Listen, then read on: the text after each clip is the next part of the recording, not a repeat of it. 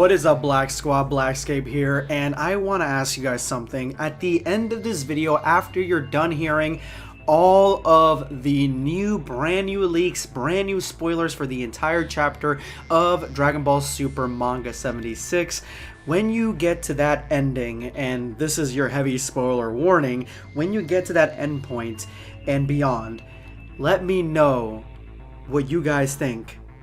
Did Vegeta get the L? Or did Vegeta get a W? Let me know what your definition of getting the win actually is, and what does this mean for Vegeta's character in the future of this arc specifically. You guys have the floor, and the floor is the comment section down below. Let's go ahead and jump in. Huge shout out to DBS Chronicles, who has, as always, dropped brand new spoilers for Dragon Ball Super, not only Superhero, but Dragon Ball Super's manga chapter 76. This dude has been on a roll this week, and that is why I support him wholeheartedly. His link is going to be in the description below in the top comment. Make sure you go ahead and check it out. But I want to dive right into these spoilers because I want to see what is this second match going to look like. What is this rematch going to entail? Because Vegeta, from some of the leaks that we got before, is going back into the fray. And so what does that look like? Because everyone's saying Vegeta's not down and out. Everyone is saying that Vegeta hasn't lost yet, that because he couldn't defeat Granola on his own doesn't mean that he has the L yet, because he is going to go back. The fight isn't over, essentially. And I want to see, by reading these spoilers, my first time ever reading them, first time reading these spoilers, I want to see if Vegeta actually gets the L or not. Let's start this, because this is not going to be easy for me as a huge Vegeta fan. I can already tell you that. I have a feeling. The first pages are those that have been set in the preview. Granola constantly attacks Vegeta until he loses his Ultra Ego form, which is something that we saw. When Granola is about to finish him off, Goku appears using the Super Saiyan Blue and hits Granola in the face, sending him away from Vegeta. That is also something that we saw in the leaks below, and that is where I was like, alright, he's done. He lost. Check it out, guys. It's the L. And people were telling me, like, no, there's still more to this. You got to keep going. So I actually pulled back some of the tweets that I had, because I was going to go in on just this situation. And I try to clear my head and see exactly what's going on. So I did want to read the rest of this and then for my opinion. How about that? Let's try that. Goku tells Vegeta that now he will take care of Granola, but Vegeta doesn't accept it and kicks Goku in his side, sending him flying against a drum of water. So Goku tells Vegeta that he's got this. Goku gotta stop doing that, man. He jumps in, Vegeta's still going, and he's like, nah, go ahead, I got this. He does this almost every arc by this point, honestly. And so I'm glad that Vegeta, give him a little piece of his mind, honestly. Vegeta approaches Goku and tells him don't interfere, then punches Goku in the face. Damn, hits him again. While they argue, Granola approaches Vegeta and tries to pierce his abdomen with the palm of his hand. Goku reacts on time and pushes Vegeta with a shockwave. Granola only manages to scratch Vegeta a bit. So he was going in for a death blow, and Goku actually saved Vegeta. Very interesting. Vegeta crashes into a house and seems unconscious. So you're telling, wait a minute, hold the phone. You're telling me that not only does Vegeta not get the W, at least in the Ultra Ego form against Granola, but then he gets knocked out by Goku, who knocks him out by trying to save him with a shockwave. So you took Vegeta out by having Goku take him out? I mean, it seems that he's unconscious, so he could possibly still be conscious. But at the same time, I'm like, bro, really? You had to have Goku knock him out? Like, come on, man. Goku and Granola keep fighting. Goku and Granola keep fighting. Okay, so Goku's like, nah, you take a sideline. I don't want to take a sideline, Kakarot. And then boom, you're gonna sit down, buddy. Shockwave, you're gonna sit down. That's essentially what ended up happening, and Goku basically housed Vegeta. Like, he is now in the corner. No one puts Vegeta in the corner besides Goku. That is quite disappointing, actually. If you guys are not saying that Vegeta takes the L at this point, I don't know what changes between this and the ending of these spoilers, but this was pretty sad to read, honestly. Granola moves quickly to Goku's back. Goku notices it and strengthens his neck. Granola hits Goku on the neck. Goku returns to his normal form and falls unconscious to the ground, which is full of water. So it looks like Granola was going for his neck, for his vital points, and to knock Goku out. And so it's like Hit essentially. That's the thing about Granola. His fighting style, like it's like kind of like Hit, and that's, I don't know, that's not unique enough for me, but whatever. If it was Granola versus Hit, that would be an interesting fight because they both kind of do very similar things. I don't know. I have to give it to Granola because he's taking these guys out like really easily. And I don't think Hit is even on this level, like close to it, at least not in power. Granola leaves thinking that he has defeated Goku, but Goku was pretending and throws a key ball at Granola's back. So Goku uses the sneak attack. Granola's angry, so he tries to pierce Goku's abdomen with his hand. However, Goku uses the same trick as before, strengthens his abdomen and stops Granola's attack. Then he punches Granola in the stomach. So Goku is flexing his muscles, the vital areas where Granola is attacking, so he doesn't get pierced again because he's already been basically one-shotted by the last two, not villains, I guess. Granola is not really a villain. Moro, he's been already, you know, hit and spliced through. So maybe Goku is learning to like not leave his guard down, or if his guard is down, strengthening his body. So at least someone's learning something from this fight. Vegeta wakes up, so he was knocked out. It says Vegeta wakes up. So Vegeta was unconscious. Goku knocked out Vegeta just in the middle of the fight. Goku saves Vegeta, first of all, from Granola, and then knocks him out in the process. If that's not an L, I don't know what is, honestly, at this point. That is fucking hilarious.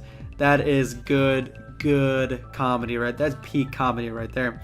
And it says that Vegeta wakes up and sees Goku and Granola are still fighting. Despite Goku faces up to Granola and he kicks Goku against the ground, Goku returns to his normal form. It says, despite Goku faces up to Granola, he kicks Goku against the ground. So I don't know if Vegeta kicks Goku or Granola does, but whoever kicks Goku, he goes back to normal form. If Vegeta does it, that'd be pretty badass, honestly, because, like, I mean, Goku did knock him out, so it's kind of, like, warranted here. And Vegeta tells Goku to let him fight his way. Goku accepts and asks him not to die. That's the panel that we saw. So everything up to this moment right here has been a ginormous, gigantic L for the Prince of All Saiyans. I am sorry, but that is just like, there's no other way to go around it. So let's see what the rest has to offer. But up to this point right here, it is all L's. It is all L's. Vegeta is a punching bag for not only Granola but Goku also. You know, he got some licks in. He got some licks in against Goku. Vegeta transforms back into Ultra Ego form. Yes, that's what I'm talking about. Let's go Ultra Ego again. Granola is surprised. I guess he's surprised that he can do it again. The battle moves to the Sugurian city. Granola tells Vegeta to go elsewhere, but Vegeta ignores him.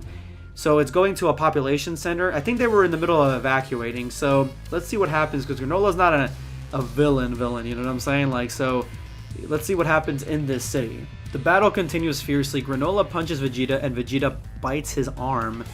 And learning a little bit of a tactics from Goku, I see.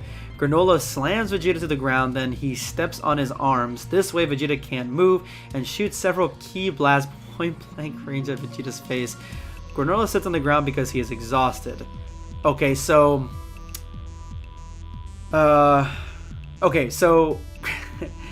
Vegeta still loses in Ultra Ego, and disrespectfully so. Granola actually steps on his arms, pinning him down, and then shoots him, like, I'm assuming, like, the way he was shooting with like his fingers as guns. Like, I'm assuming he just headshots Vegeta to the point where he himself gets exhausted from how much of an ass whooping he's given Vegeta at this point, and sits down. But then suddenly a wall of houses collapses, and Granola sees inside a Sugurian mother with her child. She looks at Granola terrified. So this is what's going to start bringing Granola back, where Granola's going to be like, oh, like, I'm not a bad guy, or whatever, like, oh, I'm just as bad as the Saiyans, you know. And that's basically what's going to happen. A little flashback of Granola begins. We see him as a child running away from the city that the Saiyans attacked. Granola enters a church and meets his mother. They both hug, but a noise interrupts them, and they look at something terrified. So that's basically the shot that we got where they kind of take the roof off the building, and it's like the Uzarus. So it's the Saiyans coming in to destroy Granola. Back to the present, Vegeta gets up, and enraged Granola punches him, sending Vegeta out of the city. So a punch sends Vegeta out of the tri-state area, essentially. Granola is about to finish him off. He begins to focus his energy into a giant key ball. Vegeta is exhausted, but he's willing to try to resist the attack. So Vegeta, not sure if he's Ultra Ego still, but he's trying to do his best here to resist this attack. Goku runs up to them, but he's also exhausted, so Goku runs in to try to take the hit also, I guess, I don't know. Suddenly a spaceship appears at full speed next to Goku. Inside is the Namekian Monito. It says Monit, but I'm assuming it's Monito. And the ship is piloted by Granola's robot Oatmeal. Goku tries to stop Granola, but he can't. Monito opens the spaceship and calls Granola. He is surprised to see Monito. Goku attacks Granola and stops his attack. So Monito distracts Granola long enough for Goku to stop the destruction of Granola's attack. The ship lands and Monito gets out of it. Monito says, 40 years ago, the one who saved us was a Saiyan called Bardock. This is also a part that I got spoiled before I actually read this whole thing. I knew they were going to mention Bardock. I just didn't know how long it was going to be. It looks like this is the end. This is going to be the end page where he talks about Bardock. And I'm assuming that Monito is going to see Goku and say like, hey, he looks kind of like him, actually. And I don't know how Goku, unless Bardock... Okay, so the only way that this is going to work, right? And this is where I'm starting... See, like, oh, it's pulling me back. First of all, let's just get something out of the way. This is a complete and utter L for Vegeta. This entire fight between Granola and Vegeta, complete L. Vegeta and Goku would never get... Goku got an L too, but Vegeta got more of an ashamed L because he also got knocked out by Goku, and then he didn't last very long, part 2. And so I would say Vegeta's still back to normal, like how he always has been, getting the L's, got a new transformation, still get the L's, and a more disgraceful L at that, you know, than Goku, in my opinion. And so yeah, that nothing has changed at all with that aspect of it. But I don't think they were ever going to get the win on Granola either. I knew something was going to interrupt the fight because Granola is not a bad guy. The Heater's Wish is what I supposedly thought was going to be the thing that's going to stop them, and it's going to be really dangerous, and they're going to unite against it. That would have been the direction that I thought it was going to go. This is far more interesting in my opinion. So I like the ending of this chapter with Monito coming in. I do like the character of Monito, and I might be saying his name wrong, but he's cool. I like him. I like Namekians. I've always liked Namekians. And he is talking about Bardock. So this is making me excited now. This is because I like Bardock. I like Dragon Ball Minus to an extent. I know it's just a ripoff of Superman's story, but I like it nonetheless. And I like Bardock. I love Guinea. And so you guys know that. You guys already know that. And so this is getting me excited for the future of the next chapter 77, where we get an explanation of how Bardock saved Monito and little kid Granola.